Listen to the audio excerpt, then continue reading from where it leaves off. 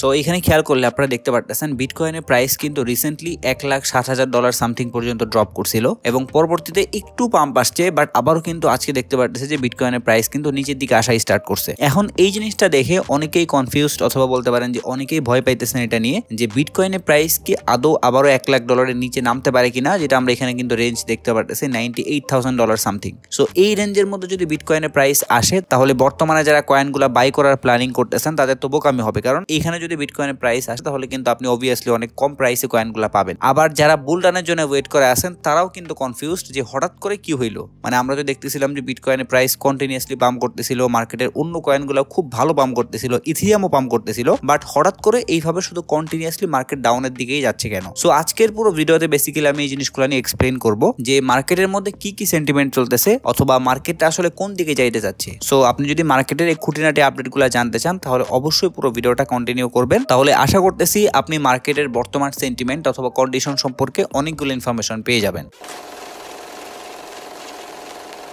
So চলেন ফার্স্টে আমরা একটু বোঝার ট্রাই করি বর্তমানে যে বিটকয়েনের প্রাইস $1,07,000 অথবা $1,08,000 মধ্যে ঘোরাফেরা করতেছে, এইখান থেকে আর ড্রপ করবে কিনা, আর যদি কোনো কারণে এখান থেকে ড্রপ করে তাহলে কোন পর্যন্ত নামতে পারে। সো নর্মালি কিন্তু আপনারা বুঝতে পারতেছেন বিটকয়েনের প্রাইসের মধ্যে যখন এখান থেকে বিশাল লেভেলের একটা ডাউনফল আসে তখন কিন্তু প্রাইসটা এই লেভেল থেকে সাপোর্ট পাইছে। সো ধরেন আমরা যদি এখানে একটা লাইন নিয়ে আসি তাহলে দেখতে পারতেছি এইটা কিন্তু কাইন্ড অফ একটা সাপোর্ট অথবা রেজিস্ট্যান্স লাইন হিসেবে কাজ করতেছে। যদি আমরা প্রিভিয়াস এইখানে চলে আসি তাহলে বিটকয়েনের প্রাইস যখন এখান থেকে উপরের দিকে যাচ্ছিল তখন কিন্তু এই জোন থেকে বারবার নিচের দিকে আসা ট্রাই করতেছিল, বাট ফাইনালি যখন এখান থেকে ভালো একটা স্পাইক আসছে তখন কিন্তু আমরা দেখতে পাচ্ছিলাম যে বিটকয়েনের প্রাইস অলমোস্ট $1,24,000 পর্যন্ত হিট করে ফেলছে। বাট এইটাও কিন্তু আমরা জানি যখন কোন একটা রেজিস্ট্যান্স লেভেল ক্রস করে উপরের দিকে চলে যায় তখন কিন্তু পরবর্তীতে ওই রেজিস্ট্যান্স লেভেলে যখন প্রাইসটা আসে ওইটা কিন্তু একটা সাপোর্ট লেভেল হিসেবে কাজ করে, অথবা আমরা বলতে পারি এটা রিটেস্ট করার জন্য ওখান থেকে একটা ভালো সাপোর্ট পায়। সো আমরা কিন্তু ওই জিনিসটাই দেখছি। এখানে তো আমি জাস্ট একটা লাইন নিয়ে আসছি, বাট এখানে যদি একটা জোন নিয়ে আসা হইতো তাহলে কিন্তু আমরা ক্লিয়ারলি বুঝতে পারতাম যে এইখান থেকে বিটকয়েনের প্রাইসটা সাপোর্ট পাওয়ার ওই একটাই রিজন। এখন কথা হইতেছে বিটকয়েনের এই সাপোর্ট লেভেলটা যদি ক্রস করা বলতে এই সাপোর্ট লেভেলটা টিকবে না, যেটা কিন্তু আপনারা দেখলেই বুঝতে পারতেছেন মুভমেন্ট। সো এই সাপোর্ট লেভেলটা ক্রস করে যদি নিচের দিকে চলে আসে তাহলে কিন্তু এই যে একটা লাইন দেখতে পারতেছেন না,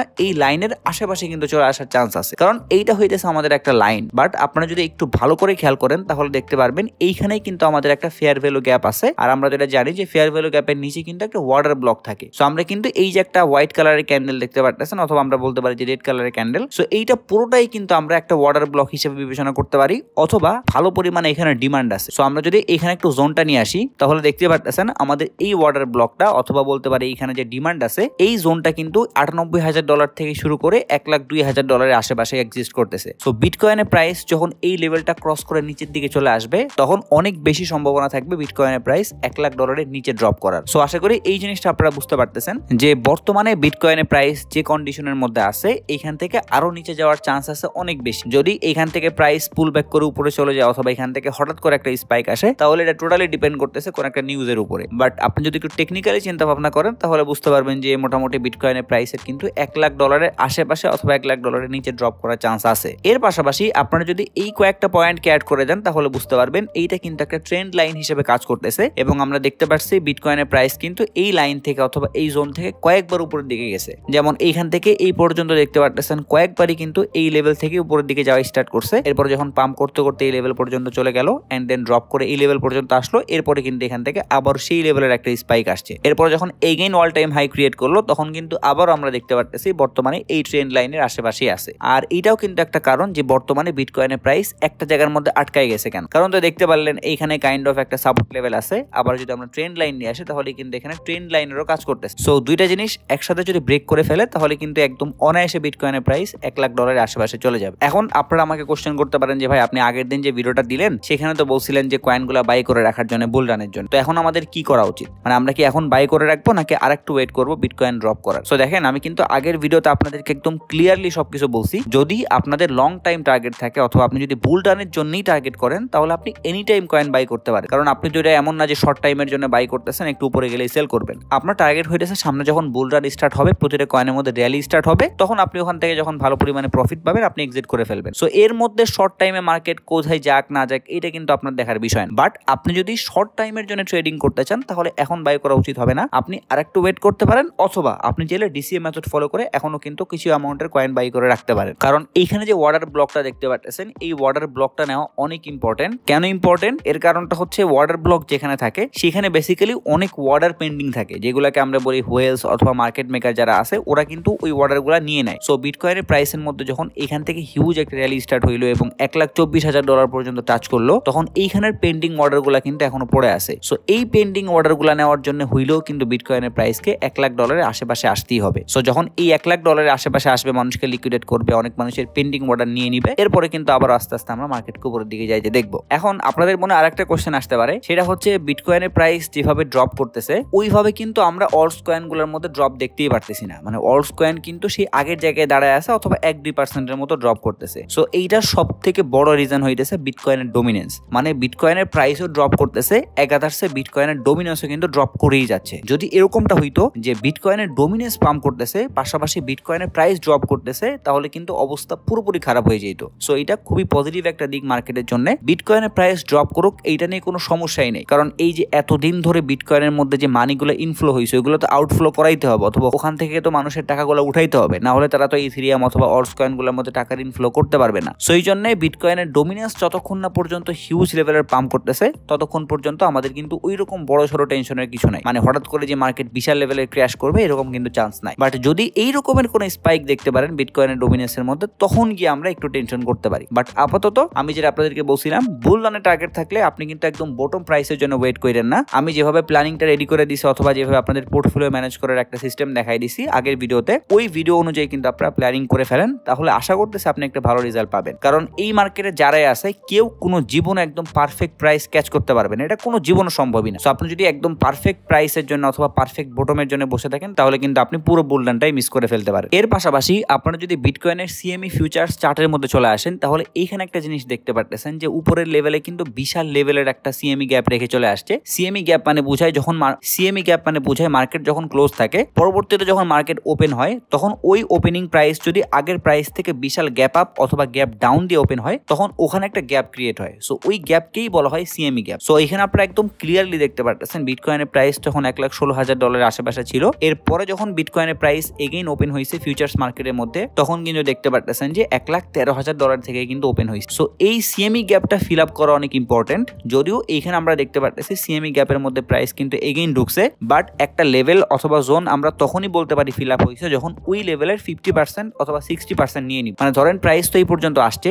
বাট কোনো কারণে এই প্রাইস যদি পাম্প করতে করতে এখানে 50% অথবা 60% পর্যন্ত টাচ করতো, তখন কিন্তু আমরা এটাকে ইনভ্যালিড বলে দিতে পারতাম। বাট এখানে কিন্তু আমরা দেখতে পারতেছি যে এই বক্সের খুবই সামান্য একটা অংশ কিন্তু এখানে ফিল আপ হয়েছে, যার ফলে অনেক বেশি চান্সেস আছে নিচের দিকে লিকুইডিটি গুলো নেওয়ার পরে, অথবা আমরা বলতে পারি যে বিটকয়েনের প্রাইস যদি এগেইন $1,00,000 আশেপাশে চলে যায় তাহলে খুব দ্রুত কিন্তু আবারও রিকভার করে $1,15,000-16,000 এই পর্যন্ত আসতে পারে, কারণ এইখানে সিএমই গ্যাপ আছে। এবং ম্যাক্সিমাম ক্ষেত্রে দেখা যায় যখন এই লেভেলের বড় সিএমই গ্যাপ ক্রিয়েট হয় তখন ওই সিএমই গ্যাপগুলো কিন্তু 90% সময় নিয়ে ফেলে। বাট এটা কিন্তু এমন না যে সিএমই গ্যাপ নিতেই হবে। আমরা মার্কেটে এরকম অনেক সময় দেখছি, বিশেষ করে এইগুলো স্টক মার্কেটে দেখা যায় যে সিএমই গ্যাপ ক্রিয়েট হয়েছে, বাট ওই সিএমই গ্যাপগুলো ফিল আপ না করে মার্কেট কিন্তু আরো উপরের দিকে যাচ্ছে অথবা আরো নিচের দিকে আসতেছে, এমন ঘটনা ঘটছে। বাট বিটকয়েনের প্রাইসের মধ্যে যখন এরকম বড় বড় সিএমই গ্যাপ হয় তখন যেটা বললাম 90% সময় কিন্তু ফিল আপ করে। সো এই জন্যই কিন্তু আমি বললাম বিটকয়েনের নিচের দিকে মুভমেন্ট থাকলেও একটা সময়কে যখন প্রাইসটা আবারও রিকভার করা স্টার্ট করবে তখন কিন্তু আবারও $1,15,000-16,000 রেঞ্জের মধ্যে ঢুকে যাবে। সো এইটা শুনে আবার অনেকে বলতে পারেন যে ভাই আপনি তো মিক্স কথাবার্তা বলতেছেন, মানে বিটকয়েনের প্রাইস বলতেছেন ডাউনও যাইতে পারে,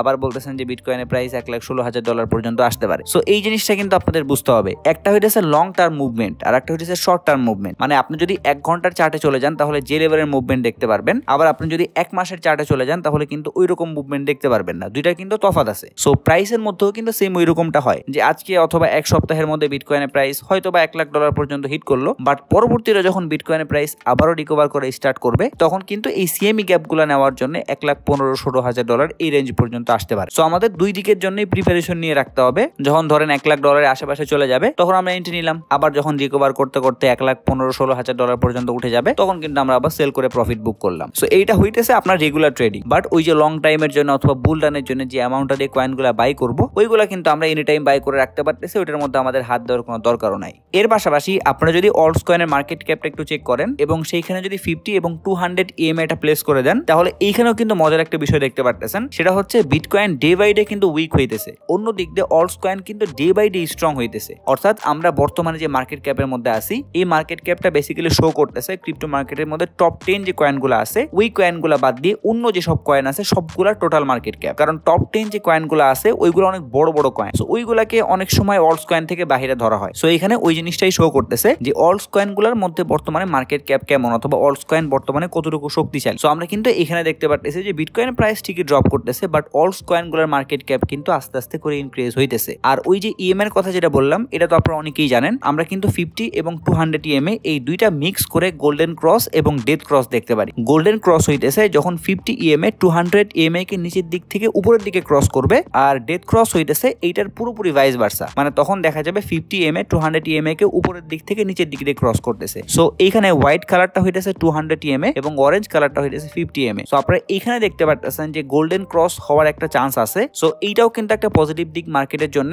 বাট এই গোল্ডেন ক্রসটা কিন্তু খুব জলদি হইতেছে না, কারণ এখানে দেখতে পারতেছেন বর্তমানে কিন্তু ভালো পরিমাণে গ্যাপ আছে। সো এই গ্যাপটা মানে কি বুঝাইতেছে, ওই যে আপনাদেরকে বললাম যে মার্কেটের মধ্যে বর্তমানে যা চলতেছে চলুক না কেন, সামনে 10-15 দিন পরে কিন্তু আরেক ধরনের মুভমেন্ট আসতে পারে। সো বর্তমানে বিটকয়েনের প্রাইস যেখানে আছে সেখান থেকে হয়তো বা ধরেন $1,00,000 পর্যন্ত ড্রপ করলো। সো তখন কিন্তু আমরা দেখতে পারলাম এই গোল্ডেন ক্রসটা হইছে। এরপরে কিন্তু ওখান থেকে রিকভার করতে করতে যদি সিএমই গ্যাপটা নিয়ে নেয় $1,15,000-16,000 পর্যন্ত, তখন কিন্তু আমরা দেখতে পারবো যে অল্টস কয়েনের মার্কেট ক্যাপ আরো স্ট্রং হইছে। সো শুধুমাত্র নিচের দিকের কথা বললেই হবে না, সামনে কি হইতে পারে এই জিনিসগুলো নিয়েও কিন্তু অ্যানালাইসিস করা উচিত। সো আমরা কিন্তু এখান থেকে ওই জিনিসটা দেখতে পারতেছি যে সামনে গিয়ে এখানে যদি গোল্ডেন ক্রস হয়, তাহলে কিন্তু আমরা অল্টস কয়েনগুলোর মধ্যে মোটামুটি ভালো একটা র্যালি দেখতে পারবো। আচ্ছা, এখানে আপনাদেরকে আমি একটা বোনাস টিপ দিই, সেটা হইতেছে অনেকেই হয়তো বা খেয়াল করছেন যে রিসেন্টলি কিন্তু ওকেবি এবং সিআরও এই দুইটা কয়েন ভালো পরিমাণে পাম্প করছে। এর কারণটা হচ্ছে এক্সচেঞ্জে যে টোকেনগুলো আছে সেই টোকেনগুলোর মধ্যে আমরা কিন্তু রিসেন্টলি ওয়েভ দেখতে পারতেছি। ওকেবি হইতেছে OKX এক্সচেঞ্জের টোকেন, আর সিআরও হইতেছে crypto.com এক্সচেঞ্জের টোকেন। সো এই দুইটা এক্সচেঞ্জের টোকেনের মধ্যে যখন আমরা গ্রোথ দেখতে পারতেছি, তখন এইটা আমরা বলতে পারি সামনে গিয়ে অন্য যে এক্সচেঞ্জগুলো আছে, বিটগেট আছে, Gate.io আছে,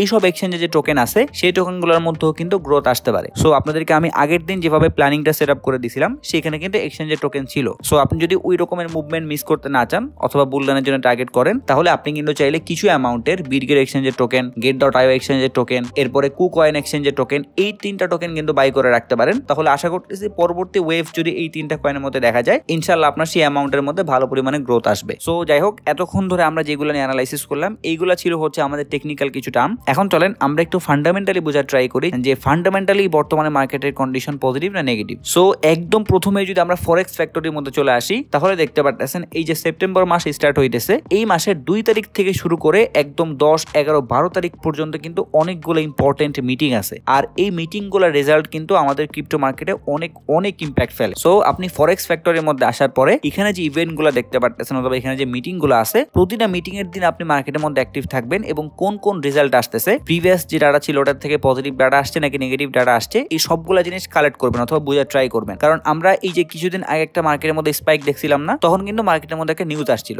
কি নিউজ? সেটা হচ্ছে পল রেড কার্টের একটা ইঙ্গিত দিছিল জাস্ট। সো বুঝতে পারতেছেন, জাস্ট ইঙ্গিতের উপরে বেসিস করে যদি মার্কেটের মধ্যে এইরকম পাম্প আসতে পারে অথবা এরকম মুভমেন্ট আসতে পারে, যদি ওই রকম কোনো পজিটিভ নিউজ মার্কেটের মধ্যে ডিরেক্টলি চলে আসে যে রেড কার্ড করা হয়েছে, তাহলে তো বুঝতে পারতেছেন যে মার্কেটের কন্ডিশন পুরোপুরি চেঞ্জ হয়ে যাবে। সো এই কারণে ফরেক্স ফ্যাক্টরি এই সামনের মাসের জন্য অনেক ইম্পর্টেন্ট। আপনারা এই ফরেক্স ফ্যাক্টরি প্ল্যাটফর্মের মধ্যে আসার পরে এইখানে দেখতে পারবেন যে ফিল্টার নামে একটা অপশন দেওয়া আছে। এই যে ফিল্টার, এখানে জাস্ট একটা ক্লিক করে দিবেন এবং আমি যেভাবে সেটিং গুলো করে নিছি, অর্থাৎ এই যে রেড কালারের যে ফোল্ডার দেখতে পারতেছেন, এইটা বাদ দিয়ে সবগুলো কিন্তু আনচেক করে দিবেন। আর এইখানের যে কারেন্সি গুলো দেখতে পারতেছেন USD বাদ দিয়ে সবগুলো কিন্তু আনচেক করা থাকবে। এরপরে জাস্ট এখান থেকে অ্যাপ্লাই ফিল্টারে ক্লিক করে দিবেন, তাহলে কিন্তু আমার মতো করে এখানে শুধুমাত্র রেড কালারের যে ইভেন্ট গুলো আছে ওইগুলো শো করবে। এর পাশাপাশি এখানে শুধুমাত্র USD রিলেটেড যে ইভেন্ট গুলো আছে ওইগুলাই শো করবে। কারণ আমাদের ক্রিপ্টো মার্কেটে USD রিলেটেড যে ইভেন্ট গুলো থাকে ওইগুলোর রেজাল্ট ইম্প্যাক্ট ফেলে, বাট অন্য যে কারেন্সি গুলো আছে ওইগুলোর অতটা ইম্প্যাক্ট আমরা দেখতে পারি না। সো এইভাবে ফিল্টারিং করে সামনের মাসটা পুরোপুরি ফলো করবেন। সব থেকে বেস্ট হয় আপনি যদি খাতার মধ্যে অথবা আপনার ফোনের মধ্যে নোট ডাউন করে রাখেন অথবা রিমাইন্ডার দিয়ে রাখেন যে এই তারিখে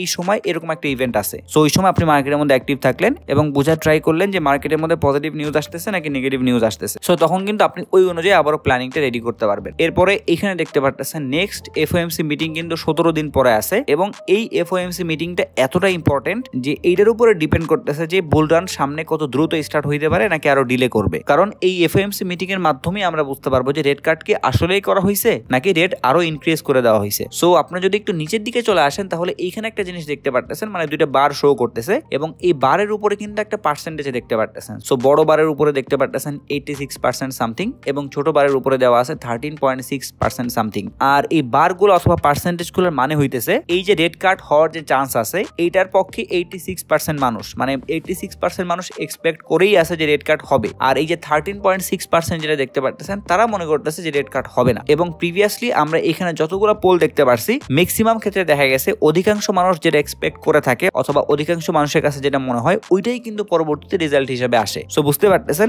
এখান থেকেও কিন্তু সেন্টিমেন্টটা বোঝার ট্রাই করতে হবে। বর্তমানে সেন্টিমেন্ট এরকম আছে বলেই যে সামনে 17 দিন এরকম থাকবে এমন না, সামনে 17 দিনের মধ্যে কিন্তু অনেক কিছুই চেঞ্জ হইতে পারে। সো আপনারা কিন্তু এই প্ল্যাটফর্মের মধ্যে আসার পরে এই জিনিসগুলো একটু ফলো আপ করতে পারেন। আর এই প্ল্যাটফর্মের নাম হইতেছে সিএমই গ্রুপ। আপনি জাস্ট গুগলের মধ্যে cmegroup.com লিখলেই কিন্তু এই ওয়েবসাইটের মধ্যে চলে আসবেন এবং এখান থেকে কিন্তু আপনারা সামনে এফএমসি মিটিং অথবা এই মিটিং এর মধ্যে কি কি রেজাল্ট আসতেছে না আসতেছে, মানুষের মতামত কি, এই জিনিসগুলো সম্পর্কে জানতে পারবেন। এরপরে আমরা যদি একদম লাস্টের দিকে লিকুইডেশন হিট ম্যাপটা একটু চেক করি এবং এইখানে যদি একটু বড় টাইম ফ্রেম নেই তাহলে এখানে দেখতে পারতেছি আমাদের কিন্তু উপরের সাইডে ভালো পরিমাণে লিকুইডিটি আছে। $70 million, $73 million, $60 million, $50 million, $41 million.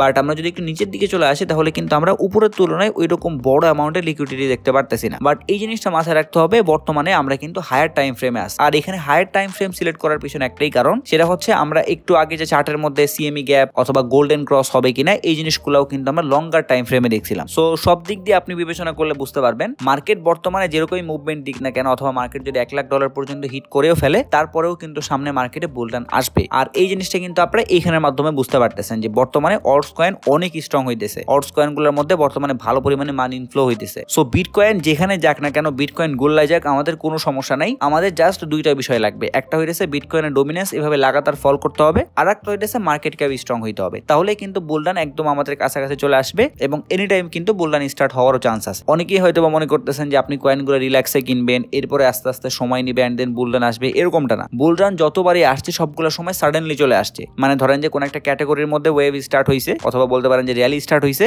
এরপরে ওইটা শেষ করে আরেকটা ক্যাটাগরির মধ্যে র্যালি আসছে। বাট আপনি কিন্তু ওই দিক দিয়ে জানতেছিলেন না যে কোন কয়েন পাম্প করতেছে, কোন কয়েন ড্রপ করতেছে, কিন্তু বুলরান কিন্তু অলরেডি শুরু হয়ে গেছে। এই জিনিসগুলো কিন্তু বুলরানের সময় হয়। সো এই কারণে কিন্তু আপনাদেরকে আমি বলতেছিলাম যদি ওইভাবে প্ল্যানিং থাকে যে এইবারের বুলরানটা কোনোভাবেই মিস দেওয়া যাবে না, তাহলে আপনি সিম্পলি আপনার পোর্টফোলিওটাকে স্প্লিট করে ফেলেন এবং বড় একটা অংশ দিয়ে আপনি বুলরানের জন্য প্রিপারেশন নেন। যদি এইটা বুঝতে সমস্যা হয় যে কতটুকু অ্যামাউন্ট দিয়ে কোন ক্যাটাগরির কয়েন বাই করবেন, তাহলে আমি আই বাটনে একটা ভিডিও দিয়ে দিব, ওই ভিডিওটা দেখে নিতে পারেন। একদম সুন্দর করে আপনার পোর্টফোলিও কিভাবে ডিজাইন করবেন বুলরানের জন্য এটা কিন্তু দেওয়া আছে। সো আপনি জাস্ট ফুল ভিডিওটা দেখবেন এবং সেই অনুযায়ী প্ল্যানিং করবেন, তাহলে আশা করতেছি আপনি কিন্তু এই বুলরান থেকে ভালো একটা রেজাল্ট নিয়ে আসতে পারবেন। সো যাই হোক, এইটাই ছিল আজকের ভিডিও। আশা করতেছি এই ভিডিওর মাধ্যমে আপনাদেরকে আমি বর্তমান মার্কেট কন্ডিশন সম্পর্কে অনেকগুলো ইনফরমেশন দিতে পারছি। সো ইনফরমেশনগুলো যদি আপনার কাছে একটু হইলেও হেল্পফুল মনে হয় তাহলে একটাই রিকোয়েস্ট থাকবে, যারা এখনো আমার চ্যানেলটা সাবস্ক্রাইব করেন নাই তারা একটু কষ্ট করে চ্যানেলটা সাবস্ক্রাইব করে আমাকে সাপোর্ট করবেন। এর পাশাপাশি বিটকয়েনের প্রাইস ড্রপ করলে আপনি যদি বিভিন্ন ধরনের কয়েনের সাজেশন চান অথবা রেগুলার মার্কেট আপডেট পাইতে চান তাহলে আপনি কিন্তু চাইলে আমার টেলিগ্রাম চ্যানেলের মধ্যে জয়েন হতে পারেন। ভিডিও ডেসক্রিপশন বক্সে লিংক দেওয়া থাকবে। যদি ভিডিও নিয়ে কোনো প্রশ্ন বা মতামত থাকে তাহলে অবশ্যই কমেন্ট বক্সে জানাবেন। যদি ভিডিওটা ভালো লাগে তাহলে একটা লাইক করে দিবেন, যদি চান ভিডিওটা শেয়ার করতে পারেন। সো সবাই ভালো থাকবেন, আসসালামু আলাইকুম।